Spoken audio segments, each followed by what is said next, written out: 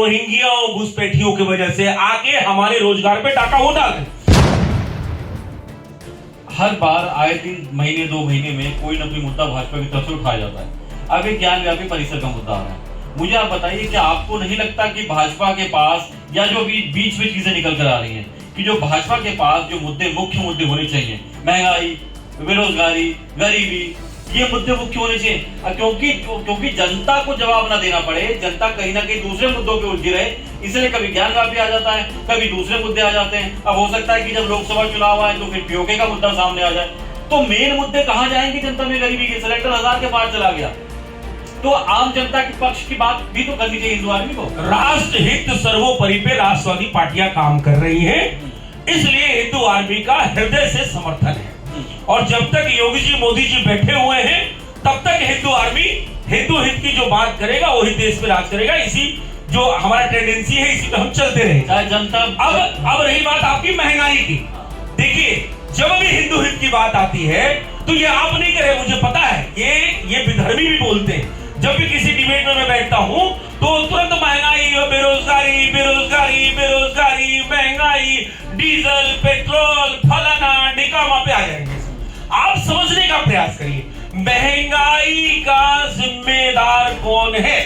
इस बात का जवाब मुझे दीजिए।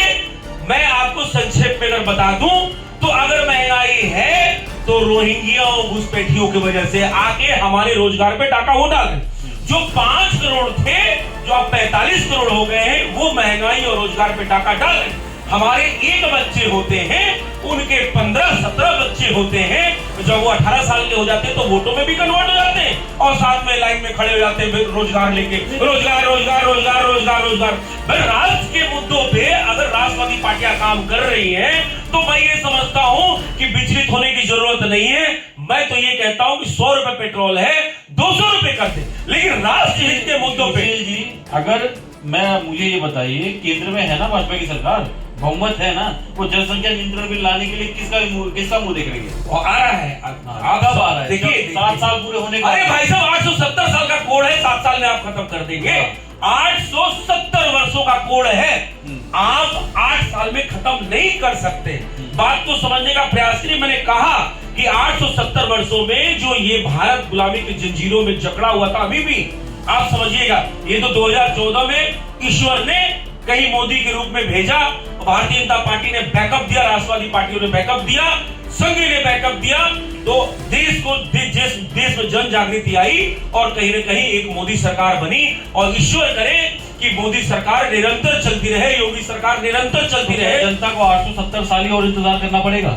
870 साल तो इंतजार नहीं करना पड़ेगा। देखिए एक एक करके रिजोल्व मुद्दे हो रहे हैं, चाहे वो धारा 370 वहां से हटी हो, चाहे राम मंदिर अयोध्या का मामला हो, आज काशी का मामला, आप ज्ञानवापी का मामला देख रहे हैं, ज्ञानवापी परिषद का, अभी आगरा के ताजमहल का मामला आपने देखा, इंद्रप्रस्थ लाल किला का मामला देखा, कुतुब मीनार का मामला देखा, अभी तो 30,000 से लेकर 40,000 मंदिरों का मामला देखना बाकी है। क्योंकि जब संस्कृति बचेगा, धर्म बचेगा, परंपरा बचेगा, तब राष्ट्र बचेगा, और जब राष्ट्र बचेगा तब हम और आप रहेंगे। नहीं तो जिस तरीके से अफगानिस्तान और सिंध प्रांत से लोगों को भाग के यहाँ से छुपाना पड़ा, अब यहाँ से कहाँ भागेंगे? क्योंकि ये विधर्मी तो अपना जाल फैलाते हुए चले जा रहे हैं।